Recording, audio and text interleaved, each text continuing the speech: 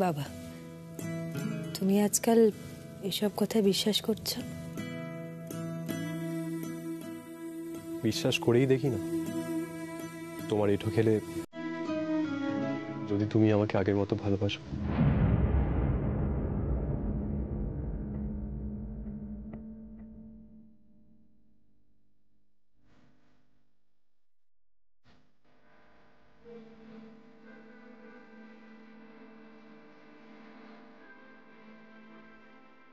কি হলো, কিছু বলবে না? তুমিও তো মানো এসব, তাই না?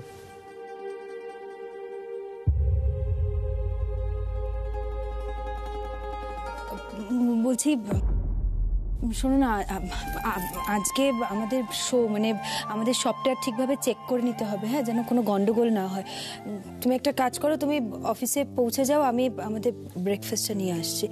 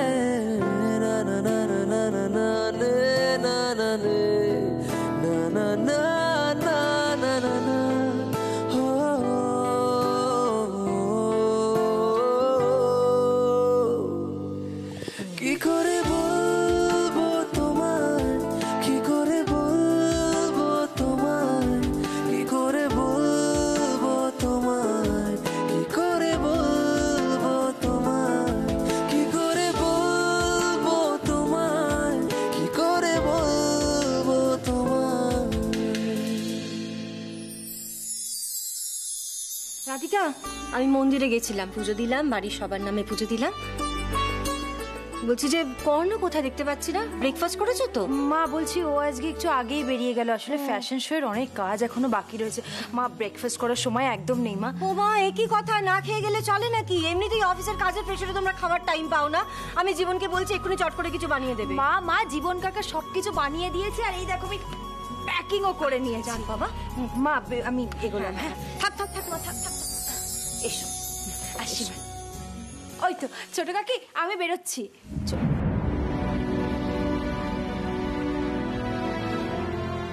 মা, আমাকেই কিছু একটা ভাবতে হবে, জানো রাধিকা, এভাবে সারাক্ষণ মুড অফ করে থাকবে এটা তো হয় না। কিন্তু মা, এই যে ছোট কাকি রিনির সাথে ফোনে কথা বললো, আসলে কি বলো তো, মেয়ের সাথে দেখা হচ্ছে না, কাছে পাচ্ছে না, এই জন্য খুব ডিস্টার্বড হয়ে আছে।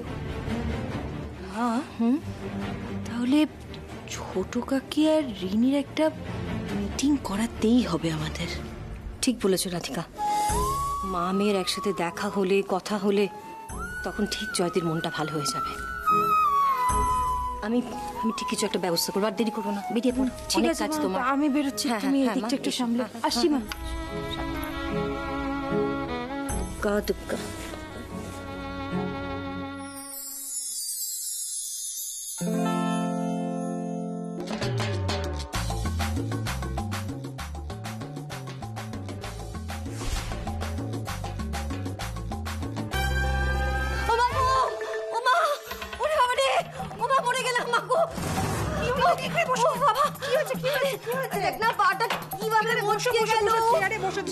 কি কন কন করছে পাটা। বসো বসো, ছেড়ে বসো। ও মা, ও বাবারে, এমনিতেই পায়ে ব্যথা, কিভাবে হাঁটাচলা করো বলো তো তুমি দিদি? আমি এখন কি করে বেরোবো, আমাকে যে যেতেই হবে। আরে বাবা, কোথায় তো বসো এখানে, দাঁড়াতে পারছি না। তুমি বসো, আমি একটু বরফ আর পেন্ডিলিন মলমটা নিয়ে আসছি। আরে ওইসবের সময় নেই, আমার দেরি হয়ে যাচ্ছে জয়তে, আমাকে এক্ষুনি বেরোতে হবে। তুমি কোথায় বেরোবে, উঠে দাঁড়াতে পারছো না? আর দেখেছো পায়ে লাগছে, তুমি বসো। কি এমন কাজ আছে আমাকে বলো, আমি করে দেবো, তুমি বসো এখানে। আমাকে রিনির ওখানে একবার যেতে হবে, ওর শ্বশুর বাড়িতে। ফাইল ফেলে গেছে, কালকে একটা ইম্পর্টেন্ট কাজ আছে ওর, মানে একটা কেস আছে। ইম্পর্টেন্ট ফাইল ফেলে গেছে? কিন্তু ও তো ওর সবকিছু প্যাক করে নিয়ে চলে গেছে। ওই প্যাকিং এর সময় ওটা কোনোভাবে মিস হয়ে গেছে আর কি। অষ্টমঙ্গলের আগে মেয়েটা আসতেও পারবে না। কি যে করি এখন, এত আর্জেন্ট, কেউ তো নেইও যাওয়ার। আমাকেই যেতে হবে। তুই বসো, তুমি বসো বসো বসো। আমি যাবক্ষণ, আমি গিয়ে ফাইলটা বাইরে থেকে দিয়ে আসবো। যাবি? হ্যাঁ, তাহলে তাই করিস। ভেতরে ঢুকতে হবে না, বাইরে থেকেই দিয়ে আসিস। ফাইলটা কোথায় আছে? আমার বেডরুমে আছে।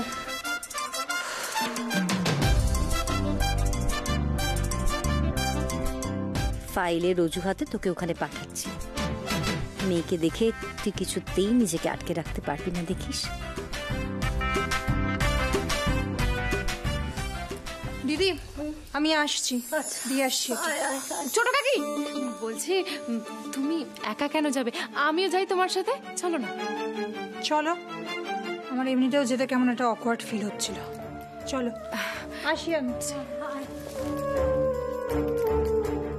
এই সুযোগে আমি শুভমের দাদা বৌদির আমাদের থেকে টাকা নিয়ে বিয়েতে খরচ করার কথাটা কাকির কানে তুলব। বড় মা আমি আসছি। হ্যাঁ, এসো এসো।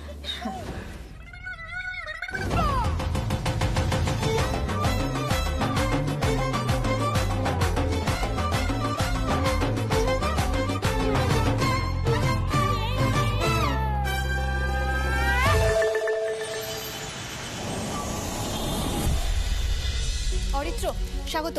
শোনো, তোমরা দুজন এই দুটো কস্টিউম নিয়ে চলে যাও, অ্যাক্সেসরিজের সাথে প্রপারলি মিলিয়ে রাখবে, ঠিক আছে? আর আমার এটার বিষয়ে একটু দেখার আছে, যাও। Okay ma'am.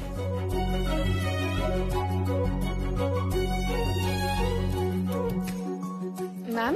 হ্যাঁ আপনি আমায় ডেকেছিলেন? হ্যাঁ ঈশানী, শোনো বলছি, এই কস্টিউমটা একটু স্পেশালি হ্যান্ডেল করো, ঠিক আছে? এটার সাথে অ্যাক্সেসরিজ তো মিলিয়ে রাখবেই, আর প্রপারলি রাখবে সবকিছু, যেন মডেলসদের পড়তে একটু অসুবিধা না হয়, ঠিক আছে? Sure ma'am. ওকে।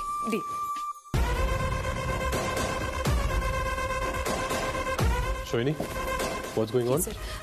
স্যার অলমোস্ট সবকিছুই ডান হয়ে গেছে। স্যার আপনার জুতো, কি জুতো? আই মিন আপনার জুতোর ফিতেটা খোলা। ও, thank you.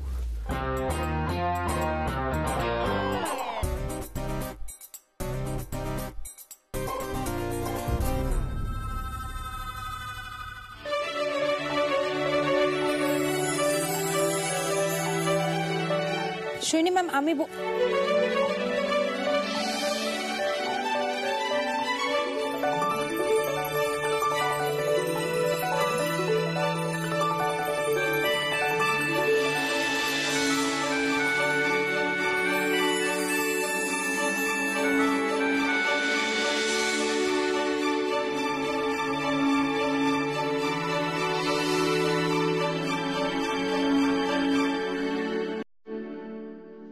I am extremely sorry, আমি বুঝতে পারিনি হাতে ফাইলস গুলো ছিল।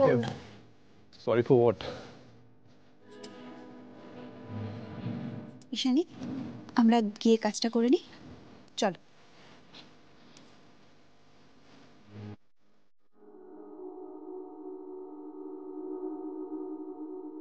রাধিকা, আজকের ফ্যাশন শোটা একদম পারফেক্ট হবে, দেখো।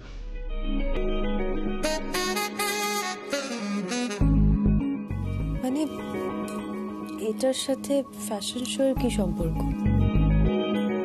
তোমার মনে আছে যেদিন অফিসে তুমি প্রথমে এসেছিলে আর 5 বছর পর আমাদের দার্জিলিংয়ে দেখা হয়েছিল? এরকমই একটা ইনসিডেন্ট হয়েছিল, মনে পড়ছে? তাই এই ইনসিডেন্টটা আমি পজিটিভ বলে মানি।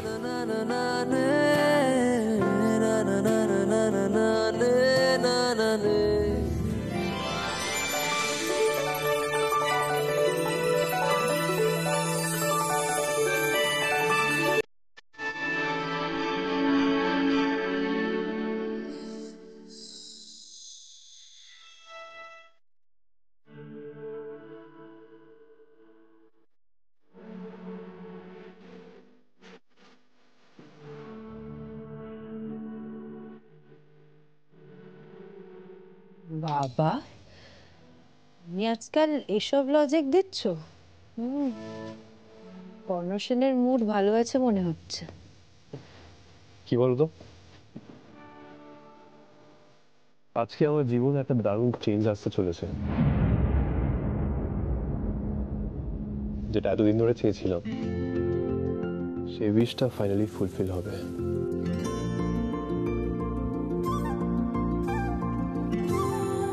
ওকে, লেটস সি।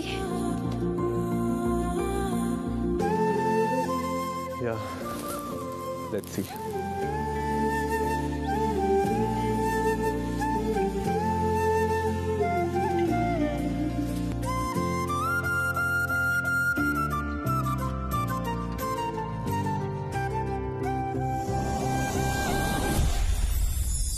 হ্যাঁ অরিত্র সব ডান তো? ওকে ওকে, আমি এখান থেকে ঈশানীকে পাঠাচ্ছি। Okay fine fine. Sohini ma'am, show এর প্রিপারেশনস কতদূর? Almost done Radhika. আচ্ছা, আর কস্টিউমস গুলো শো এর ভেন্যুতে পৌঁছে গেছে? ইয়েস রাধিকা। ঈশানী, সব ফিটিংস গুলো ভালো করে চেক করে নিয়েছো? হ্যাঁ রাধিকা, ইটস অল ডান। বাহ, গুড। এখন রাধিকা, একটা বিপদ হয়ে গেছে। কি হয়েছে বন্নি? মেল শো স্টপারের কস্টিউম ফিট হচ্ছে না। মানে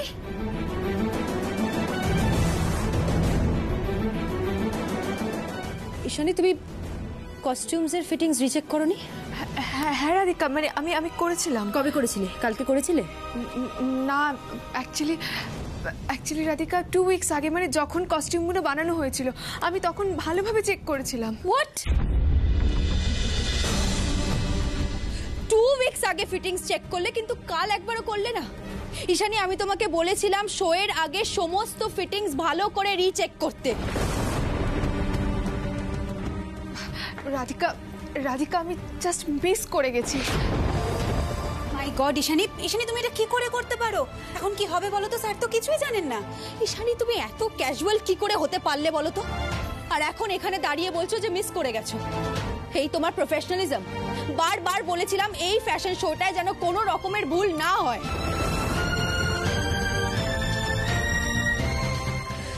কি করব?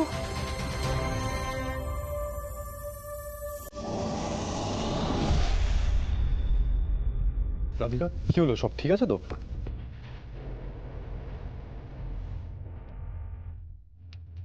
হ্যাঁ ঠিক আছে সব।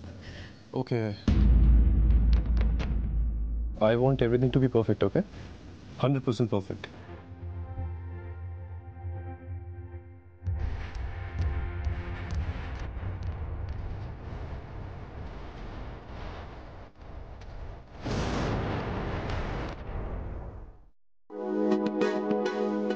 রিনি, রিনি খেয়ে নাও, খেতে খেতে কাজ করো।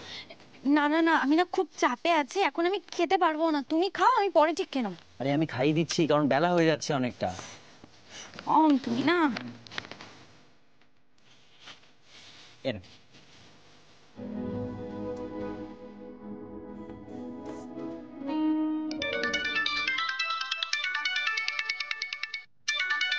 জেঠিমা। হ্যাঁ জেঠিমা। হ্যাঁ আমি তো বাড়িতেই আছি। ও আচ্ছা, মা আসছে। হ্যাঁ ঠিক আছে ঠিক আছে। মা আসছে আমাদের বাড়িতে? হ্যাঁ, তবে আমাকে একটা ফাইল পাঠানোর অজুহাতে জেঠিমা মাকে পাঠাচ্ছে। রিনি, আমি চাই মার তোমার মধ্যে যা ইস্যুস আছে সবটা মিটে যাক। এই দেখো, আজকে আবার দাদা বাড়িতে নেই। তাতে কি আছে, দিদিভাই তো আছে। আচ্ছা দাদা ভাই অত সকালবেলা কোথায় বেরোলো বলো তো? দাদা একটা বড় ইভেন্ট শোতে ডেকোরেশনের দায়িত্বে আছে, তাই রোজ সকাল সকাল বেরিয়ে যেতে হচ্ছে, আমাকে বলেছিল। ওয়াও, তো খুব ভালো খবর। এই জানো তো, দাদা ভাইদেরও আজকেই একটা ফ্যাশন শো আছে। আচ্ছা, দাদা বলছিল জানো তো, ও যে শোটাতে কাজ করছে তার ইনভিটেশন কার্ড আছে, যাবে নাকি? হ্যাঁ সে তো যাওয়াই যায়। কই কার্ডটা একটু দেখাও না। এই তো ফোনে আছে, দাদা পাঠিয়ে রেখেছিল অলরেডি। এ বাবা, দেখেছো জলটা পড়ে গেল। আরে আমি মুছে দিচ্ছি, দাঁড়াও। না না না, তুমি বসো, আমি মুছে দিচ্ছি, তুমি বসো। আরে তুমি মুছবে, তোমার এসব অভ্যেস নেই। শোনো, এইটুকু কাজ আমি পারবো, ঠিক আছে? তুমি বসো তো, আমি এক্ষুনি আসছি, দাঁড়াও।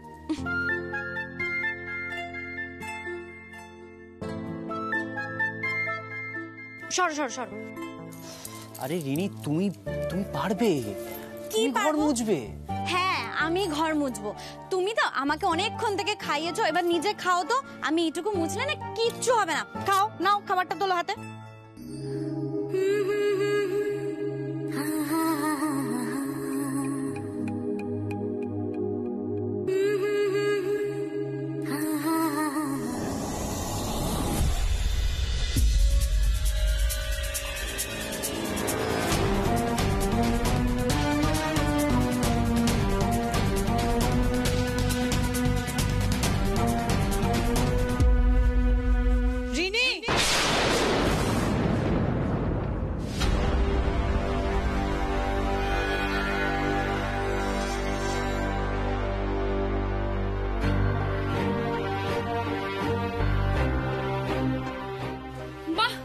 মাত্র 3 দিন হয়েছে, তার মধ্যেই বাড়ির মেড হয়ে গেছো রিনি।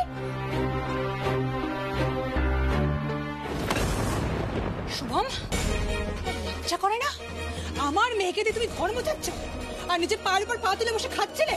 না না মা, জল পড়েছিল বলে আমি একটুখানি মুছছিলাম, আর খাওয়া তো আমরা দুজনে একসাথে খাচ্ছিলাম মা। রিনি, তুমি একদম মিথ্যে কথা বলবে না রিনি। তুমি তো বাড়িতে 1 গ্লাস জল করিয়েও খেতে না, এখানে এসে ঘর মুছছো। শুভম, তোর দাও। কি বলেছিলে তুমি? আমার মেয়ের তুমি খেয়াল রাখবে, এই হচ্ছে খেয়াল রাখা? কি হয়েছে রে শুভম? ও আপনারা বসুন। আচ্ছা শুভম, আমাকে ডাকবি তো একবার? আমরা এখানে বসতে আসিনি। আমার মেয়েকে দিয়ে আমি জীবনে একটাও কাজ করাইনি, আর আজকে ওকে ঘর মুছতে আমাকে দেখতে হলো। দে আমাকে, দে আমাকে, দে। আমি ঘর মুছছি, দে আমি ঘর মুছছি। তুই আমাকে আটকাবি না, সর এখান থেকে। আমি ঘর মুছছি। ছাড়ুন বলছি। জি এরকম করবেন না, ছাড়ুন, আমাকে দিন না। কি বলেছিলেন আপনি? আমার মেয়েকে যত্ন করবেন বলেছিলেন না? এই হচ্ছে যত্ন করার নমুনা। আমি আমার আদরের মেয়েকে দিয়ে জীবনে একটাও কাজ করাইনি, আর ও আজকে ঘর পরিষ্কার করছে। আর কি কি করছিস রিনি? হ্যাঁ, বাসন মাজছিস, কাপড় কাচ্ছিস, রান্না বান্না করছিস, কি কি করছিস? মা তুমি ভুল বুঝছো, আমি এরকম কিচ্ছু করিনি। তুই চুপ কর রিনি। আমি এই জন্য বারবার বলেছিলাম শুভমকে ঘর জামাই হয়ে থাকতে হবে। হ্যাঁ আমি জানতাম তুই এই পরিবেশে এসে থাকতে পারবি না। মা এইসব কথা কেন বলছো? এইসব কথা তোলার মানেটা কি এখন? কেন তুলছি? একজন মায়ের নিজের মেয়েকে এই অবস্থায় দেখে মনের কি অবস্থা সেটা তুই কি করে বুঝবি রিনি? শুনুন, আমি বলছি একবার একটু শান্ত হয়ে শুনুন। আমি বলছি কি, দেখুন আমি না রিনিকে কোনো কাজ করতে দিই না, বিশ্বাস করুন। আমি আজকে একটু রান্নাঘরে ব্যস্ত ছিলাম তো তাই বোধহয়। আপনি চুপ করুন, আপনার কথার কোনো দাম নেই। সত্যি কাকি, একদম ঠিক বলেছো তুমি। হেনাদের সামনে এক রূপ আর আড়ালে এক রূপ। মানে তুমি কি বলতে চাইছো পায়েল? আমি একদম ঠিক বলছি ঝুমুর বৌদি। আপনাদের আসল চেহারাটা না আমি দেখে ফেলেছি। এই বিয়ে দেওয়ার কোনো যোগ্যতাই আপনাদের নেই। বড় বৌদি ভাই, তুমি এসব কি বলছো? রিনি, আমি যেটা বলছি একদম ঠিক বলছি। এনারা বিয়ের জন্য আমাদের থেকে হাত পেতে টাকা নিয়েছে। কি বলছো এসব তুমি? টাকা নিয়েছে? আপনারা এসব মিথ্যে দোষারোপ আমাদেরকে কেন করছেন? কি? দাঁড়ান দাঁড়ান দাঁড়ান, মিথ্যে দোষারোপ করছি? কর্ণ রাধিকা সুজয় দাকে হেল্প করার জন্য সেন ক্রিয়েশনের ইভেন্টের সমস্ত ডেকোরেশনের দায়িত্ব ওনাকে দিয়েছেন। এটা কি সাহায্য নয়? পায়েল, এসব তুমি কি বলছো? আমি তো এসবের কিছুই জানি না। হ্যাঁ ছোট কাকি, তুমি যেভাবে শক্ট হচ্ছ ঠিক সেভাবেই কথাটা শুনে আমি শক্ট হয়েছিলাম। রাধিকা কর্ণকে ফোনে কথাগুলো বলছিল। সত্যি সেদিন যদি শুভমের বৌদির কথাটা না শুনতাম, মানে বিয়ের জন্য ওনারা যে লোন নেবেন বলে ঠিক করেছিলেন, এই কথাটা যদি না শুনতাম তাহলে ওনারা সত্যি খুব বড় বিপদে পড়ে যেতেন। আর ইনফ্যাক্ট তোমার ফ্যাশন শোয়ের ডেকোরেশনের অর্ডারটা সুজয় দাকে দেওয়াটাও কিন্তু বেশ ওয়ার্কআউট করলো। হে ভগবান, এত বড় সত্যিটা সবাই আমার থেকে লুকিয়েছে। বিশ্বাস করুন আমরা এসবের কিন্তু কিচ্ছু জানি না। শুভমের দাদা তো ইভেন্টে কাজ করে, সেইভাবেই ওর কাছে ফোন এসেছিল। কিন্তু এর মধ্যে যে কর্ণ রাধিকার টাকা দিয়েছে কিংবা ওদেরই কোনো ইভেন্টের কাজ, আমরা এসবের কিচ্ছু জানি না, বিশ্বাস করুন। রিয়েলি? ঝুমুর বৌদি, আপনি বলতে চাইছেন সুজয়দা যখন কোনো কোম্পানি থেকে অর্ডার পান তখন উনি কোন কোম্পানি থেকে অর্ডারটা পাচ্ছেন সেটার উনি খোঁজ নেন না, সেটা বলতে চাইছেন আপনি? ছাড়ুন তো। দেখলে ছোট কাকি, সবকিছু আমাদের থেকে লুকিয়ে যাওয়া হয়েছিল, সবকিছু কর্ণ রাধিকার প্ল্যান। কর্ণ রাধিকা প্ল্যান করে এটা করেছে, আমাদের থেকে সবকিছু লুকিয়ে গেছে। আর তাছাড়া রাধিকা তো জেদ ধরে বসেই ছিল যে রিনিকে এবাড়ির বউ করে তবে ছাড়বে। ছোট কাকি, আমাদের ঠকানো হয়েছে আমাদের। আর ঝুমুর বৌদি, আপনি তো খুব বড় বড় কথা বলেছিলেন যে এই বিয়েতে আপনি কোনো কিছুর খামতি হতে দেবেন না, সবকিছু নিজের ক্ষমতায় করবেন, আমাদের থেকে কোনো সাহায্য নেবেন না। কোথায় গেল আপনাদের এই বড় বড় কথা? সেই তো হাত পেতে আমাদের থেকে টাকাটা নিলেন। আসলে ছোট কাকি জানো তো, হেনারা এরকম আমাদেরকে ঠকিয়েছে।